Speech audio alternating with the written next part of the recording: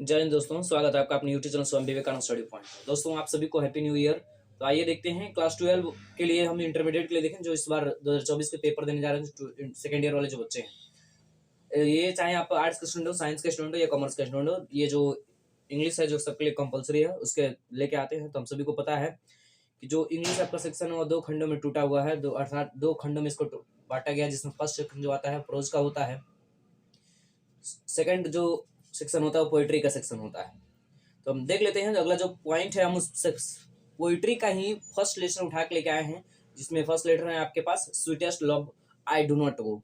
I mean you can say प्रियतम मैं नहीं जाऊंगा, जिसके यहाँ पर पोइट कौन है आप सभी लोग कमेंट करके अवश्य बताएंगे। जो sweetest love I do not गो, इसका पोइट कौन है?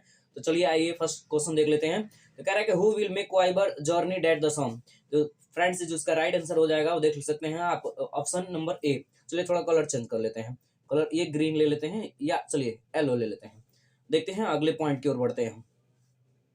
ओके, तो अगला जो पॉइंट हम देख रहे हैं, जिसके पास हमारे पास जो डेटा है वो हम देख सकते हैं। अगला जो है, John Donne is a blank poet. इस ब्लैंक को आप डैश भी पढ़ सकते हैं, कोई दिक्कत नहीं है।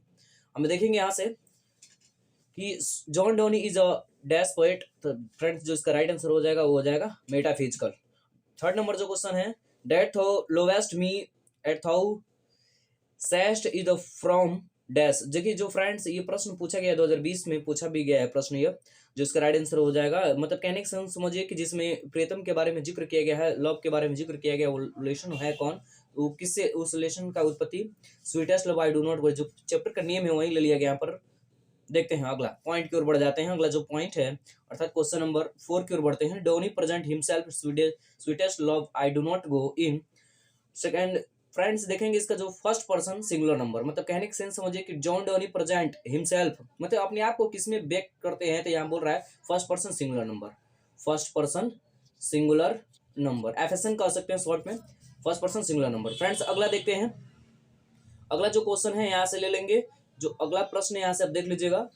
जो यहाँ देखते हैं आपके पास डेटा क्वेश्चन नंबर 5 है। 5 देखते हैं, sweetest love do I not go is dash, dedicative poem, elegiacal poem, ये लव पोयम। तो आप सभी को पता है कि यहाँ पे कॉपी कर सकते हैं, लव यहाँ पे दिया है तो ऑलरेडी आपका जो आंसर हो जाएगा, राइट आंसर हो जाएगा ऑप्शन नंबर सी हो जाएगा।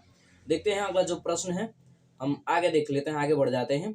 अगला जो पॉइंट है हम उठा के यहाँ से ले लेते हैं। अगला जो देख लेते हैं, जो डेटा हमारे पास दिया हुआ है, देखते हैं फ्रेंड्स 6 नंबर जो क्वेश्चन आपके पास डेटा दिया हुआ है, 6 नंबर देखेंगे। Donne is well known for his dash.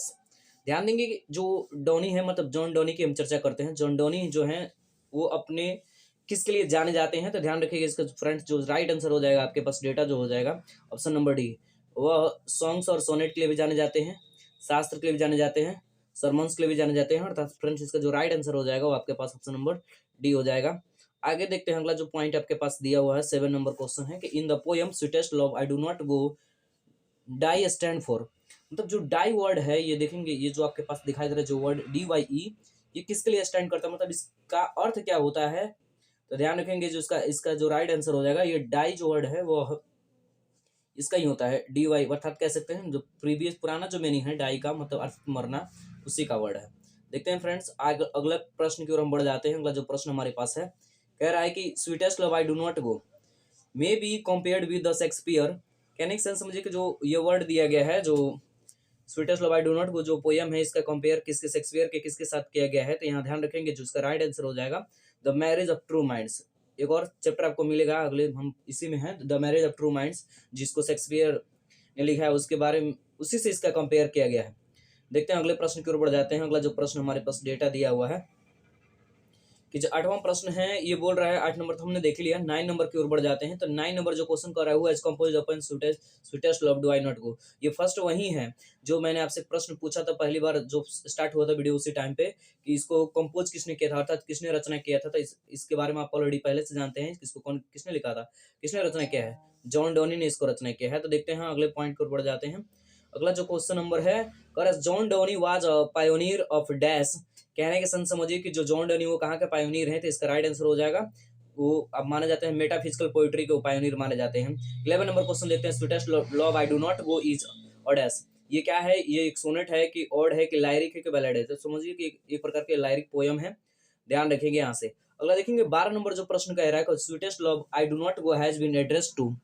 तो ध्यान रखिएगा जो sweetest love I do not go की चर्चा किया गया है यहाँ पर, sweetest love I do not go का एड्रेस ये किसके लिए यहाँ पर समझिए डायरेक्ट यहाँ पर कि किसके लिए इंडिकेट किया गया है या किसके लिए रचित किया गया है। तो ध्यान रखिएगा इसका फ्रेंड्स जो इसका राइट आंसर हो जाएगा वो आपके पास राइट आंसर इसका होना चाहिए क्या, option number D, Donne's wife, John Donne की जो वाइफ थी उनके लिए रचना एड्रेस किया गया है। देखते हैं अगला प्रश्न की ओर बढ़ जाते हैं। अगला जो प्रश्न है कह रहा है कि the occasion of poem sweetest love I do not go is Donne's. तो फ्रेंड्स इसका जो राइट आंसर हो जाएगा, जब जो ट्रिप पे गए हुए थे उसी समय की घटना है, तो ध्यान रखेंगे इसका जो राइट आंसर हो जाएगा ऑप्शन नंबर ए हो जाएगा फ्रेंड्स, कॉन्टेंशियल ट्रिप की बात करेंगे। अगला देख लेते हैं कि जो अगला जो प्रश्न है आपके पास डेटा जो देख लेंगे 14 नंबर है कि John Donne has written the poem. John Donne ने किसने, अब देखिए उसी प्रश्न को कितनी जगह से घुमाकर प्रश्न किया जा रहा है। अब देखिए आप सभी को पता होना चाहिए कि जो हमारे बुक से प्रश्न पूछे जाते हैं फ्रेंड्स वो कितने, ओनली 40, और ग्रामर से पूछे जाते हैं कितना 60% जो क्वेश्चन है वो ग्रामर से पूछे जाते हैं, 40% जो क्वेश्चन है वो कितने से कहाँ से पूछे जाते हैं, आपके बुक से पूछे जाते हैं। तो आप सभी को पता होना चाहिए कि आपके पास 100 क्वेश्चन तो आएंगे, लेकिन उसमें से ऑब्जेक्टिव कितने करने होंगे, 85 करने होंगे। तो ये ध्यान रखिएगा आप लोग, पैटर्न बहुत जरूरी होती है। तो आप लोग सिलेबस भी देख भी लेंगे और देखते हैं आगे हम बढ़ जाते हैं, अगले पॉइंट की ओर बढ़ते हैं। तो ध्यान रखेंगे ट्रिक तो हो गया, 40 नंबर क्वेश्चन की बात करेंगे तो 40 नंबर के आंसर आप ऑटोमेटिक बढ़ा सकते हो। किसने, जॉन डोनी द्वारा लिखा गया जो कविता, उस कविता का नाम क्या है, तो sweetest love I do not गो। देखते हैं फ्रेंड्स आगे बढ़ जाते हैं, 15 नंबर प्रश्न की ओर बढ़ जाते हैं। तो कह रहा है कि 15 नंबर जो प्रश्न कह रहा है कि the poet in sweetest love I do not go is his dash beloved. तो यहाँ से देख लेंगे फ्रेंड्स जो इसका राइट आंसर यहाँ से देखेंगे कि जो इसका ऑप्शन ए पर है टीरेड ऑफ, ऑप्शन बी है एंग्री विथ, ऑप्शन सी है सैड फॉर, ऑप्शन डी है हैप्पी फॉर। तो फ्रेंड्स इसका जो राइट आंसर है वो आप सभी को पता होना चाहिए, इसका जो राइट आंसर हो जाएगा सैड फॉर। दुख व्यक्त करते हुए इस प्रश्न को उन्होंने लिखा हुआ है। तो देख लेते हैं इसका जो राइट आंसर हो जाएगा दुखी के लिए, यानी कि सैड फॉर हो जाएगा इसका आंसर। देखते हैं आगे बढ़ जाते हैं। अगला जो प्रश्न है कि John Donne is going to living his wife behind. ध्यान रखिएगा जॉन डोनी है वो कहाँ छोड़ के, अपनी वाइफ को कहाँ छोड़ के जा रहे हैं भाई, तो ध्यान रखिएगा John Donne is going to living his wife behind, मतलब ध्यान रखिएगा पत्नी को छोड़कर कहाँ बसने जा रहे हैं, छोड़ करके कहाँ जा रहे हैं भाई। आप सभी लोग जवाब दे देंगे यहाँ पर। तो पहला ऑप्शन है फ्रांस जर्मनी, ऑप्शन बी है जर्मनी, ऑप्शन सी है इटली, ऑप्शन डी है इंग्लैंड। तो फ्रेंड्स जो इसका राइट आंसर हो जाएगा वो कहाँ जाके बसने रहे हैं भाई, तो ध्यान रखेंगे जर्मनी। आगे की ओर बढ़ जाते हैं। अगला जो प्रश्न हमारे पास दिया हुआ है इसका राइट आंसर ढूंढ लेंगे हम सभी लोग। हमारे पास डेटा हो जाएगा 17 नंबर क्वेश्चन का। ये कह रहा है John Donne thinks that is certain death work life none of this. तो फ्रेंड्स जो इसका राइट आंसर है, इसका राइट आंसर देख लेंगे हो जाएगा ऑप्शन नंबर ए अर्थात डेथ। ऑप्शन क्वेश्चन नंबर 18 की ओर बढ़ जाते हैं। तो 18 नंबर जो क्वेश्चन बोल रहा है फ्रेंड्स, 18 नंबर जो क्वेश्चन बोल रहा है वो ध्यान देंगे।